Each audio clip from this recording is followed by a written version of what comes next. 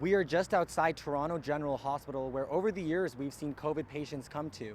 Now, the Science Advisory Table head has issued a statement saying that they hope that the work that they've done has helped to reduce suffering, yet still the pandemic remains a daunting challenge for the foreseeable future. As we mentioned, the response to this story has been overwhelming on social media.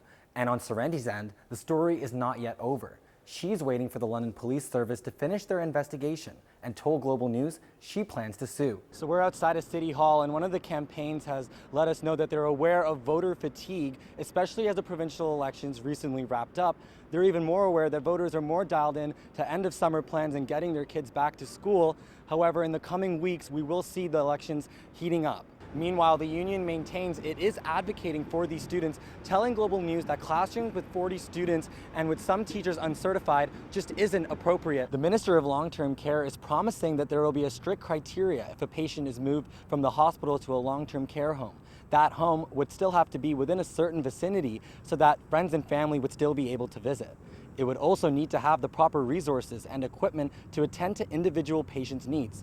Reporting live from Queen's Park, I'm Mikail Malik. Back to you, Alan. Well, Tracy, we're in Bathurst and Finch area in North York, and as you can see behind me, the yellow tape remains as Toronto's homicide unit tries to piece together what led to this double fatal stabbing. Police were called to this area just after 3 p.m. for a struggle that was happening in a vehicle.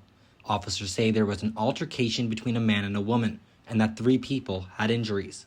Despite life-saving efforts, 2 of the 3 were pronounced deceased at the scene after paramedics and police made attempts to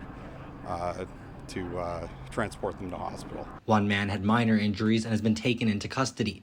Alex Weaver says he's struggling to process how this could happen just steps away from where he lives. Too close to home, that's for sure. Somebody come out and I don't know, he blocked them off somehow and then started stabbing them. Like, the guy's crazy. What's happening with these people? The incident happened a short drive away from a children's playground and just down the street from a community center and the Holocaust Museum. It's crazy. I was driving here and the road was closed. I was telling the guy I work here, and he was telling me that the community center is closed, but it was actually open and we had lessons going on. Especially, it's kind of scary that here it's just near the center, and like many kids, many teenagers goes there, and something like this is very shocking.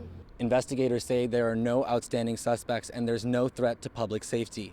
Police are appealing for witnesses if they have any additional information. Back to you, Tracy.